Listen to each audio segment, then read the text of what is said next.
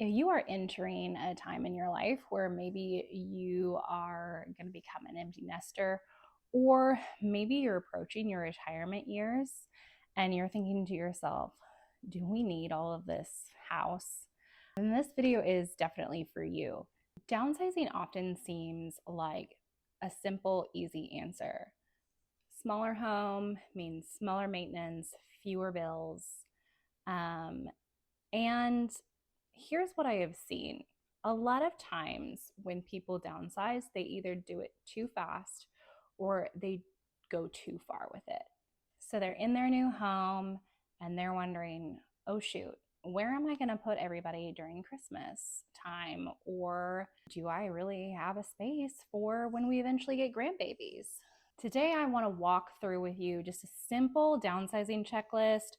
It's just going to be 5 do's and 5 don'ts. And they're really just going to be prompts for you to think through as you are reaching this point in your life on whether you should downsize or whether you should stay.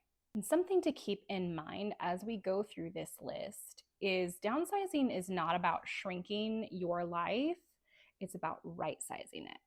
So we are going to go through the do's of downsizing first. And our first one is do think about your life in seasons. Do not think about square footage.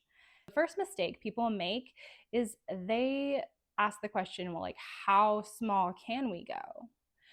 But we really need to ask some core questions about what your life is going to look like in the next 5 to 10 years and beyond. So, are you anticipating grandbabies in the next 5 or so years? Do your adult kids visit often, or do they stay with somebody else and maybe you don't need as much room? Are you retiring fully, or are you still working? And do you work from home? And then is there a possibility maybe that you have an older parent that could need to live with you for a while in their later years? So all of these things can impact the size that you really need out of your home and what you're going to utilize it for. So really here we are thinking, changing our mindset a little bit about we are not just buying a home with less space, but we are really buying for the next season of life. For one of my clients, she was really focused on wanting to entertain. And so instead of really honing on square footage, we really focused on, okay, our living space has to be big enough to host guests. So we need a separate dining room. We need a kitchen and a living space that is set up for entertaining. And so maybe her square footage wasn't necessarily in her bedrooms, but a lot of it was more so in the living area. Another thing for the do's is do multi-purpose your rooms. So especially when we get into empty nest seasons and then we get into retirement seasons, our life looks a little bit different. So initially, you might still be working. And you might work remotely from home. And so you might need an office space. But will you need that office space once you've retired? Most likely not as much of a dedicated space for your office, right? For example, maybe you don't need 4 bedrooms. Maybe you just need 3, and we're going to multi-purpose one of those rooms to either serve as an office and a guest room, or it could be an office and your hobby room, or it could even be a mesh of a guest room and a grandkid room, and maybe we tuck away their toys when they are not around and it becomes more of an adult guest bedroom. How we initially plan for your spaces and for your rooms does not need to be permanent. It needs to be for the current season of life, and then we need to be thinking after. So it doesn't necessarily always mean eliminating space. It just means you're making your space work a little different for you during different points in your life. Another really big do for downsizing is we are going to focus on function versus trend or even like aesthetic. So one thing to hone in on are features of the home that's going to make it last for you as long as possible. Things I really want my buyers to be thinking about are, is the primary bedroom on the main floor, or do we have to walk up steps? Will that function for me in the next 10 years, or would I rather it be on the main floor?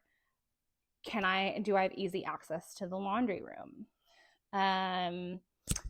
Are there a lot of stairs at any point of the house, or is it a like split level house where maybe like a living room is sunken in and there's like that step? Will that be safe later on for you? Is the yard a manageable size? If you're used to an acre, creating a smaller space that you have to maintain outside, might be a priority for you if you're not wanting to spend all your time maintaining the outdoors. And then is storage accessible? So is there ample storage to where you don't have to get up on that ladder and go up into the attic? A lot of times my clients have looked for a 3-car garage. And then that way they don't actually need to use their attic space. They can just put nice shelving along the walls in that third car spot. And then they can get to their, whatever their storage is, Christmas, seasonal items that they don't need all the time.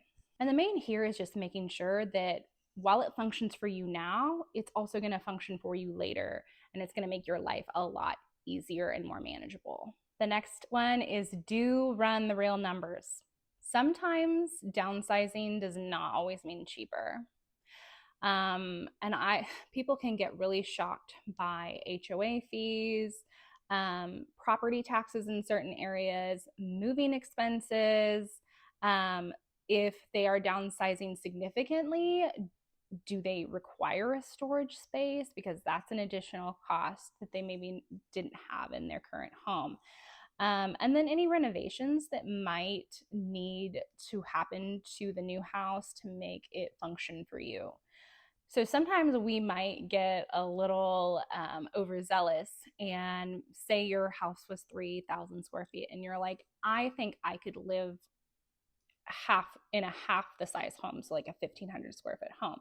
But what you realize when you get down to 1,500 square feet is there's really only a 2-car garage, and the storage space is not as ample. And so all of a sudden you're needing a storage unit for some of your things. And so sometimes in that case, instead of going down to a 1,500 square foot home, maybe just going around the 2,000 mark might give you the additional storage that you need for your things, so that you don't have to have a separate storage unit. In any purchase of a home, the math has to be strategic and it has to make sense, because especially for those that are downsizing and in their later years, you will be on fixed income at some point. And so we want to make sure that your housing fits your budget for many years to come. Okay, number 5 on my do list is do start decluttering early. Sometimes when we've been in a house for 10 plus years, we can accumulate a lot of things. And so when we are downsizing, we have to realize that not all of our things in our current house are going to fit in our new house. And so just taking it a little by little and doing one drawer, one room, however you want to manage it, so that you're not completely overwhelmed. We need to do that at least one thing a weekend or a week, and just focus one step at a time to declutter and figure out, what is sentimental that you want to keep? What are you willing to let go? And if there is some things that are sentimental, but you really don't have the space for them, figuring out a way where you can kind of memorialize them to yourself, but then release them and let them go. So in this step, we are giving ourselves grace, and we're going to give ourselves time. And the earlier you start this process, the less overwhelming it will be, so that you're not cramming and trying to purge things a month before you want to list your home. All right, now we're going to get into the don'ts of downsizing. And these are some of the mistakes that I see clients making. Like we've already discussed, don't downsize too far. Just don't do it. I would rather have my clients go down to somewhere in the middle rather than being too overzealous and 6 months later be unhappy in the space that they have. So we really need to be thinking about, if you host Christmas, do you have room for everyone? Where are your guests going to sleep when they come? Maybe you don't have them all the time, but do you want a space for guests? Your season of being an empty nester. Will your college age kids come home during the summer? As an empty nester, are you now more willing to open your home up for to have gatherings and have people over? What's going to happen if all of your kids come home at once? Do you have the space for that? So just things to think about as you're thinking, how small should we go? It's totally okay to simplify, but we don't need to eliminate so much that you don't feel like you have breathing room. Number 2 is don't ignore storage. Oh my goodness, you need storage. So when you are looking, just be on the lookout for the different ways that the home layout is and how they've incorporated storage.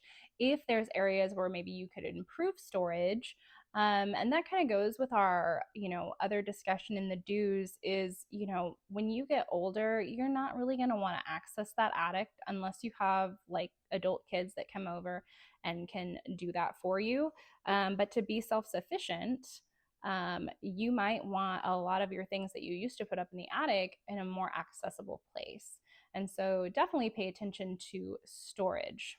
So things to think about in regards to storage would be your holiday decor, suitcases for traveling, any important documents, like so filing cabinets if you have them. A lot of people have moved to eDocs, but I know I still even have paper files that I keep. Sentimental keepsakes, tools. So if you don't have like a shed, how are you going to store them in the garage? Extra linens. So just think about all those things that are a little bit extra. And maybe you have ample storage space in your current home and you need to make sure that you have enough in your new home.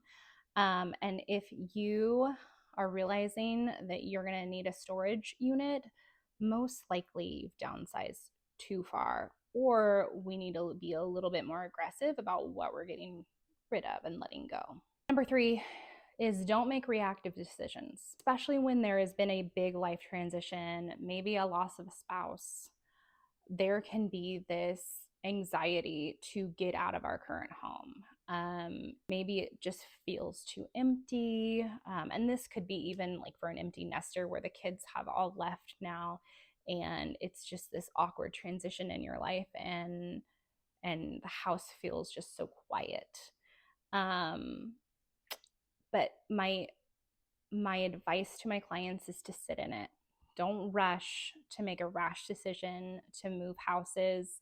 Really think about, does this require a move or am I just uncomfortable in my feelings? And really changing our way of thinking to, am I moving towards something or am I just trying to get away from something? So if you are anticipating your move and looking forward to your move and you feel like you are in a good place to do so, that is great. If you are in a place where your emotions are kind of on a roller coaster and you're just feeling uneasy and you're just wanting to have like a clean break, we really need to sit in those feelings and make sure that we're moving for the right reasons. And another thing too, just because your friends are downsizing doesn't mean that you necessarily need to downsize. So like just taking a step back and knowing that there is no pressure to move into a smaller home. The next step will come when it needs to. Just because it feels like the next responsible step doesn't mean that it's the right time for you. All right, number 4 is don't just focus on the house. What are the other reasons you're feeling you need to move? Maybe it's less yard work. Maybe you're wanting more of a lock and leave kind of house where you really want to travel and you don't want your house to be a burden and you want to be able to go and leave and go on your, 3 week trip to the Mediterranean and not worry about your house? And I say, go for it. Maybe you're wanting close proximity to your church or to your friends. Maybe you're wanting more walkability. Maybe your current neighborhood, you really don't have that, and you would love to be able to walk a little bit more and get outside. And maybe you just really want lower maintenance. Maybe you have an older home that requires a lot of repair work, and you are just like, you know what? I just want a smaller square foot, but I would love to have a new build where I'm not having to worry about all that kind of stuff and failing systems and repairs. All of these things could mean maybe a patio home, maybe a smaller lot, or it could mean staying and just renovating the current home that you have.